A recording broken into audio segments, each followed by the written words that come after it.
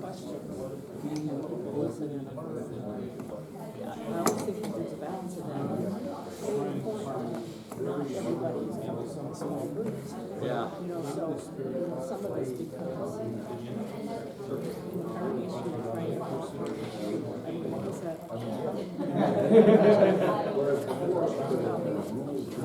The diagram is big. All the different. So that tells me this. Okay, if you can wrap those up, and then we'll talk some together. Yeah. And there's good books on that too, of how you reach different people and coming from different places. So it's not kind of one size fits all. But I do like those books. Okay, let's all talk together for just a minute, and then we'll continue. So I'd love to hear some of the things that came from your tables. And let's kind of stay specifically to the scenario I asked you to talk about. Because it's easy to talk about a lot of things, and we want to. I want to get you to the point that you hear Veli-Matti today, because when this whole thing's a day of theological reflection, I'm leaving the theology all to him.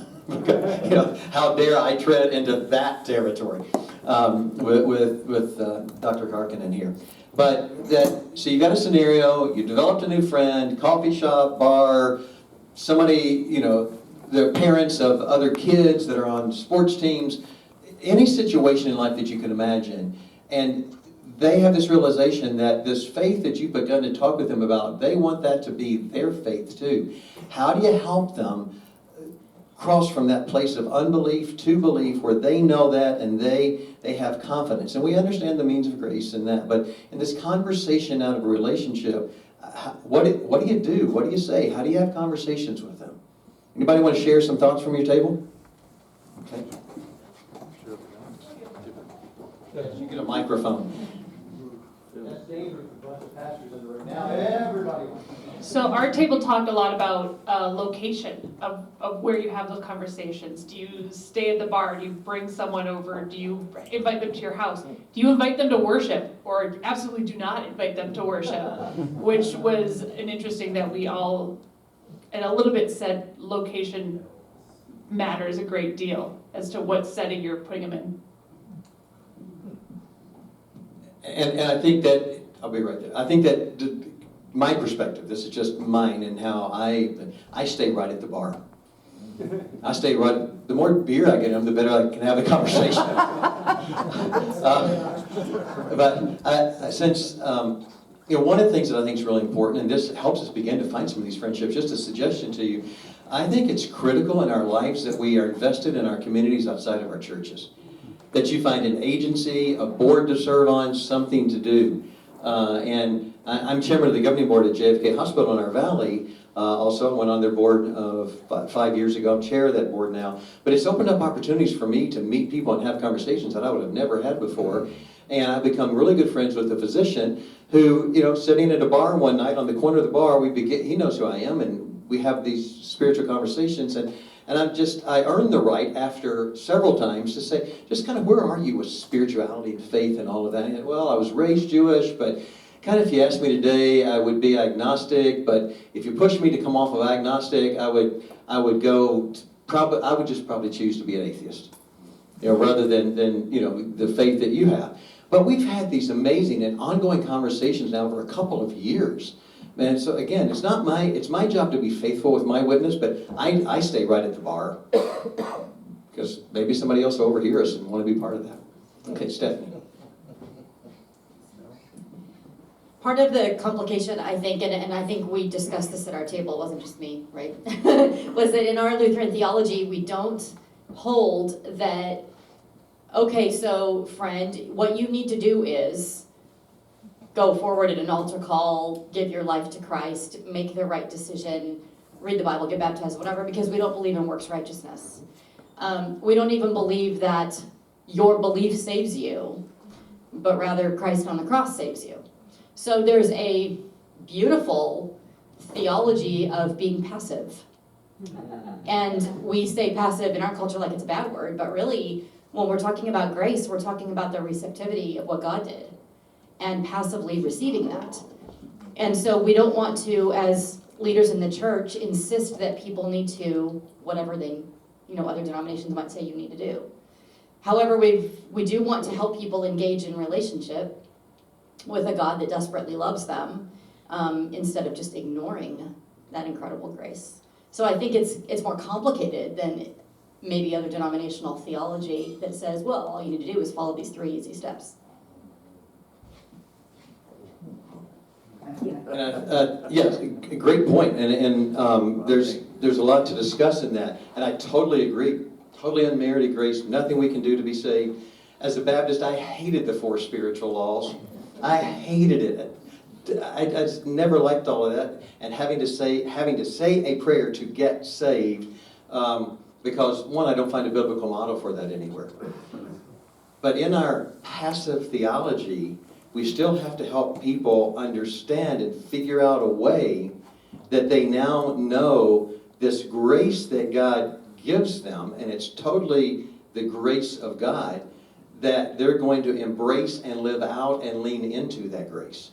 And so there is this needing to develop this language of, conversion and mission to figure that out, because there is, at least in my theology, a place where people go from non-belief to belief. And, and it's often a very gradual process, but there is a place where people affirm, I am now a Christian, somehow.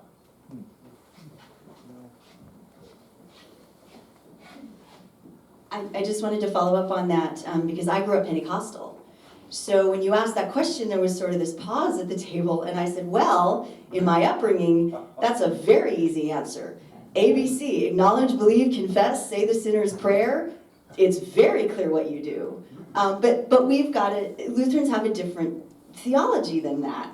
But then we said, but maybe it's okay to say a prayer with them. Maybe it's okay to invite them into a moment of commitment. Because we do, I responded to an altar call as a kid, and it was a very moving moment for me. It was very foundational in my faith formation. So how do we have language and a theology that allows people to say yes?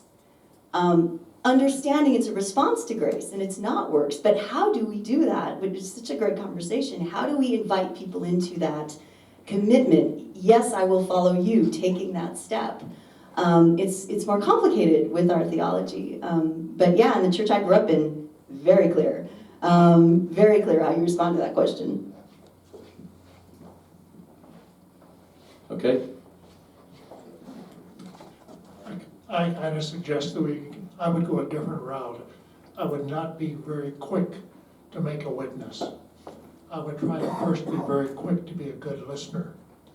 And I would say to him, oh, so what I'm hearing you say is, you're wondering about, would you say a little more about that? Mm-hmm. So I would keep the focus on him and then share the way I look at it is, but first I'd keep the focus on him or her. Yeah, and Jennifer, what you were saying about this thing of saying yes at some place, and I know we get really uneasy because that smacks close to a decision theology, and it just makes, I started to say the hair stand up on our backs. I guess that would just be the men. It's really uncomfortable, but yet when we read the Gospels, Jesus stopped at the tax collector booth and he said to Matthew, come follow me. And what did Matthew do? He got up and followed him, and he had to make a decision to get up and go, but it wasn't the decision that saved him, but it was the decision that engaged him in the life of Jesus. So we wrestle through all of that, and Veli-Matti is going to clear it up in a few minutes. Okay, Matt, was your hand up? I think we do have that moment of response, or that moment of change. It's baptism or affirmation of baptism if they've been baptized. If you really look at the liturgy of affirmation of baptism, what is it but that? I mean, you are affirming the promises that God has made to you. You're saying yes. As I tell confirmation students, this is your yes back to God's yes to you. I want to live in light of your promises. I just think we do that in a communal setting rather than an individual setting, whereas in that tradition, Pentecostal Baptist traditions, it can be done as easily between you and me at the bar as it can be at church. Doesn't really matter. What's the difference, you know? Yes, you're going to try to get them involved in a church community afterwards, but that's like separate step. So for me, that moment of change comes in the context of community. And so I want to invite them into community. That would be and I love everything that's been said, and continue the conversation and find out more about where they're at.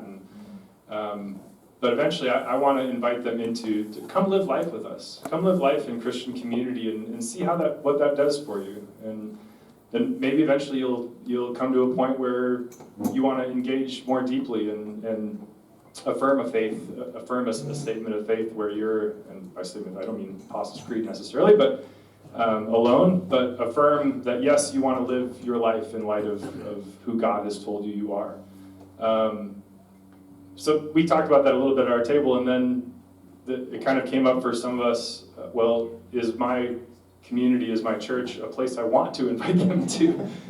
Which I think gets back to the whole question of a preferred future, is what will it take for our communities to become the kind of place where we want to invite that person to, and then start to vision that. Laura, and then I'm gonna need people. I didn't actually even share at my table here, but what I wrote down was beloved community is evangelism.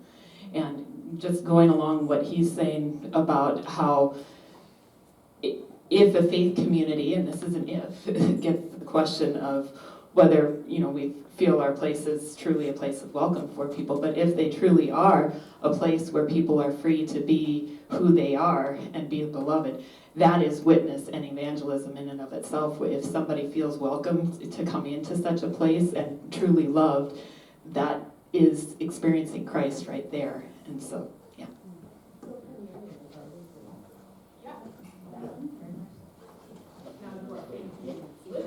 Okay, let me, for the sake of time and moving along, do you need this? Did you want to say something? Oh, okay. Okay, thank you. I want to pose a second scenario for you to talk about. And here's the second scenario. You get to the place where you do believe that's somebody you want to invite to come to your church. And they attend your service, and over the course of time, that person who's now attending your church, they've been coming to worship, they want to become a Christian. They say, I want to be a follower of Jesus. In the context of your service, is there a way to help them do that? What would you say? What would you do? How could your preaching be engaged in that? So I want you to talk about that. Someone's been attending, and the Spirit has moved. This grace that we know that God's giving them, and they want to affirm that grace. They want to engage that grace. They want to lean into that grace. Whatever terminology you want to use with that. How are you going to help that person in the context of a service, so that they don't just feel that way and believe that way, and then walk out and don't know, what in the world do I do with this? How can you serve them to be to the place where they become a Christian and a follower of Jesus, embracing that free, unmerited grace and salvation that God gives to us? Okay, so talk about that for a few minutes in the context of your worship service.